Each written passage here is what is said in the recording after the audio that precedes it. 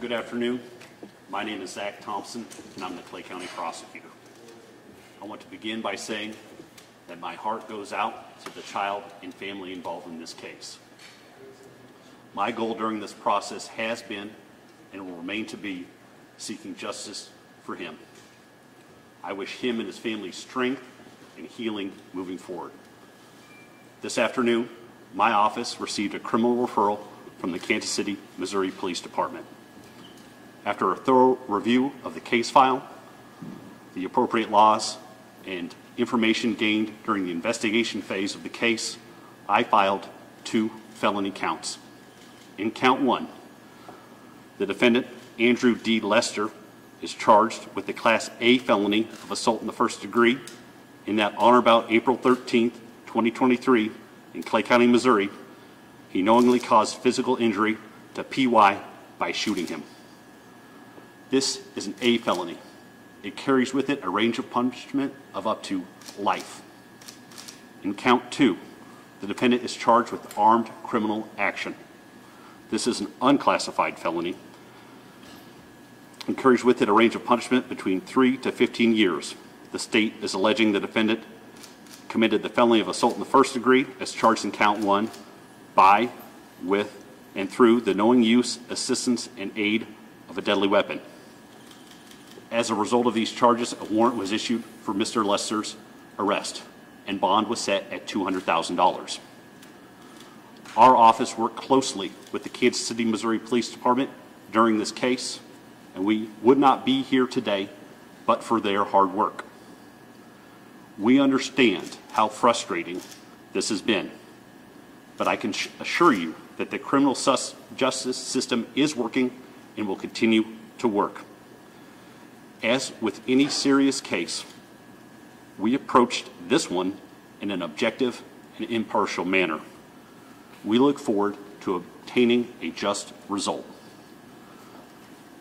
With that being said, and understanding this is a pending criminal matter, I will do my best to answer a few questions. Mr. Prosecutor, Russell Goldberg from Fox 4. How did you arrive at this so quickly? Just yesterday we were doing a news conference and so little was known. Now the case file is brought over from KCPD today, and we're here just a couple hours later. A charging decision was not made until a thorough review of the file occurred. We worked closely with the Kansas City, Missouri Police Department during the course of the investigation and used information from that investigation in making our decision. Prosecutor, is Lester in custody? My understanding is Mr. Lester is not in custody. The arrest warrant was recently issued. It's my understanding that the appropriate law enforcement agencies have this information and are taking appropriate action. Why no murder charge or attempted murder? Sure. The defendant is charged with an A felony. It's the highest level of offense in the state of Missouri. It carries with it a range of punishment of 10 to 30 years or life imprisonment. Other charges may not carry that same level of range of punishment. Can you say anything about what happened, what he's alleged to have done?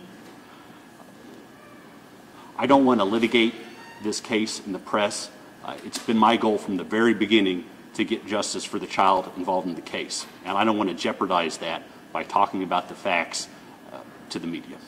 Are possible hate crime charges potentially here? So in the state of Missouri, hate crimes can be E or D felonies, which carry with it a lower range of punishment than what the defendant is currently charged with. But they could still be brought, no? I'm not sure I understand.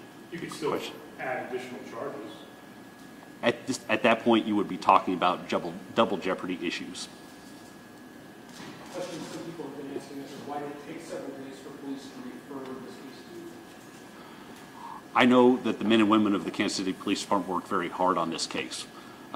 There were things that had to be done in order to build it on a solid foundation. That means attempting to get a formal statement from the witness in the case. That means waiting for forensic laboratory results to be processed. Where's Mr. Lester now? I don't have that information. Was there a racial component to this case, however? As the prosecutor of Clay County, I can tell you there was a racial component to the case. Can you elaborate? I'm not sure. I mean, what do you mean? Was anything said that made you believe that this was a racially motivated shooting? Sure. Everyone here, we've made copies of the probable cause statement to hand out to members of the press. There is no indication of anything like that within the probable cause statement. What's to be said with the stand your ground castle doctrine and all that? People were asking whether that would be effective. Sure. Self-defense in the state of Missouri is controlled by Section 565031 and states, subject to the provisions contained in the statute, that a person may use physical force upon another person to the extent he or she reasonably believes such to be necessary to defend himself or herself or a third person from what he or she reasonably believes to be the use of imminent use or unlawful force. Beyond that, I don't want to comment specifics on the case in order to protect the integrity of the process. Do you know when Mr. Lester was only held for about an hour at the police department before he was let go? So in Missouri, charges have to be filed within 24 hours of an arrest, or the defendant or suspect is released. In this case, it was clear that additional investigation needed to be done so that the case could be built upon a solid foundation. Do you believe he's still in the area? I don't have any information regarding his specific whereabouts, but it is my understanding law enforcement is aware of the situation and is taking all appropriate action. Does he have any kind of criminal history to your knowledge? And this is, I hate to repeat myself, but I would not think it's appropriate to comment on anyone's criminal history into the media. And that's the reason I'm doing that, is because I want to achieve justice for the victim in the case, and I don't want to jeopardize that by litigating the case in the media. Can you tell us how old he is, and is he his race, ethnicity? The defendant? I'm sorry, yes. He's 85 years old. 85. And is he white male, black male? He's a white male. And how many times did Mr. Lester shoot the young man? The probable cause statement indicates that he shot twice. In which areas of the body? The head and arm. Probable cause statement where Mr. Lester was when he shot? Inside the house, Mrs. Thompson? It does contain information about the whereabouts of Mr. Lester when he discharged his firearm. Did he shoot through a glass door or window? The probable cause statement indicates that rounds were fired through a glass door. And the young man never entered the home in any way? They were on the front doorstep, presumably? The probable cause statement indicates that the victim in the case did not cross the threshold. Did they knock on the door, ring the bell? So those facts may be in dispute, so I'm not going to comment on that. And it's still your opinion or the belief that they were there picking up siblings and they were there by mistake? That's the evidence we have in the probable cause statement. So do these charges mean, in your judgment, Mr. Lester did not act reasonably? After a thorough review of the case, the facts of the case, I believe that a felony assault charges were appropriate, and also armed criminal action charges.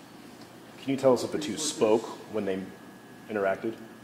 The probable cause statement does not indicate that any words were exchanged. What resources are you aware of that could show some of those facts during this meet as far as home surveillance or police dash cam video? As part of the investigation, law enforcement investigated that possibility that the incident would have been caught on camera, on video. That is not part of the case file. Did anyone else witness this? It's my understanding, no. The probable cause statement does not indicate that. And there was no doorbell video? I'm sorry if you've already answered that, but was there any other video of any type? Sure. The probable cause statement indicates that there was no video of the incident. Do you know what kind of gun it was? Can you talk about the gun? It was a .32 revolver. Did he Do you know legally if have Mr. that gun? Lester had like a right to, oh, I know he's right to carry, but does he have any sort of credentials or anything like that? Any sort of paperwork? I don't have any information in regard to that. Can you tell us what level penalty you'll be seeking on the Class A felony charge of first-degree assault? So the range of punishment on the A felony is between 10 and 30 years or life imprisonment. The range of punishment on the armed criminal action is 3 to 15 years. And that being said, that's the range of punishment available in the case. As far as trial strategy and talking about the case and litigating in the case in the media, I'm not going to do that because it's important to me to protect the integrity of the process and get justice for the victim. What's the conversation's been like with the family? We are continuing to make efforts to speak with the family. I visited the house today, and I look forward to communicating with them further. I just want to clarify, there's no made contact with Lester since. I'm sorry? You have not made contact with Lester. I've not made contact with the defendant, no. What would be your message to the community? My message to the community is that in Clay County, we enforce the laws and we follow the laws, and that does not matter where you come from or what you look like or how much money you have. Everyone is held to the same standard.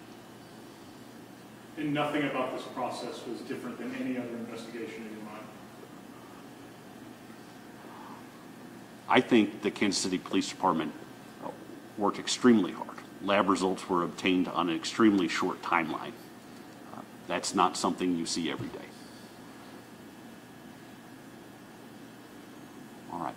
If there are no more further questions, I thank you for your time.